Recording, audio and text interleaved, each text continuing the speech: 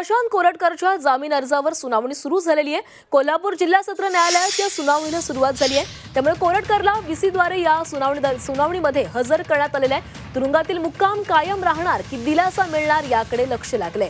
महापुरुषांच्या अवमानाप्रकरणी कोरटकर हा तुरुंगात आहे आणि आता त्याच्या जामीन अर्जावर आता ह्या सुनावणीला सुरुवात झालेली आहे। त्यामुळे कोरटकरला दिलासा मिळणार की तुरुंगातील मुक्काम वाढणार याकडे सर्वांचंच लक्ष लागलेलं आहे।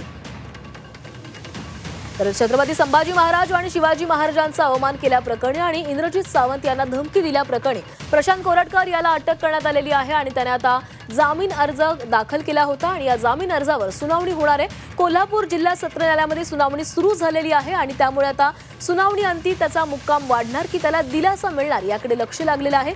कोरटकरला व्हीसीद्वारे हजर केलं गेलेलं आहे, कारण याआधी जेव्हा प्रशांत कोरटकर याला हजर करण्यात आलेलं होतं त्या दरम्यान त्याच्यावर हल्ला देखील करण्यात आलेला होता। अनेक शिवप्रेमी आक्रमक झालेले होते, त्यामुळे आता सुरक्षेच्या कारणास्तव त्याला व्हीसीद्वारे हजर केलं गेलं आहे। तर हा नेमका घटनाक्रम आपण जाणून घेणार आहोत ग्राफिक्सच्या माध्यमातून।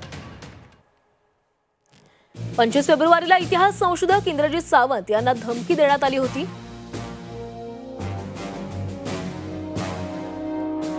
इंद्रजित सावंतांकडून कोरटकर विरोधात पोलिसात तक्रार दाखल करण्यात आली। एका महिन्यानंतर तेलंगणामधून कोरटकरला बेड्या ठोकण्यात आल्या। 25 मार्चला कोरटकरला 3 दिवसांची पोलीस कोठडी झाली। 28 मार्चला पुन्हा 2 दिवसांची पोलीस कोठडी झाली आणि 30 मार्चला कोरटकरला 14 दिवसांची न्यायालयीन कोठडी झाली। कोरटकरच्या 2 आलिशान गाड्याही जप्त करण्यात आल्या। कोरटकरला मदत करणाऱ्या 5 जणांना पोलिसांनी नोटीस पाठवली आहे। प्रशांत कोरटकरची कळंबा जेलमध्ये रवानगी करण्यात आलेली आहे।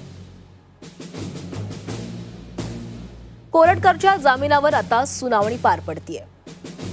तर सध्या प्रशांत कोरटकर हा न्यायालयीन कोठडीमध्ये आहे, मात्र त्याने आपल्या जामिनासाठी अर्ज केलेला होता आणि त्याच जामीन अर्जावर आता सुनावणी सुरू झालेली आहे।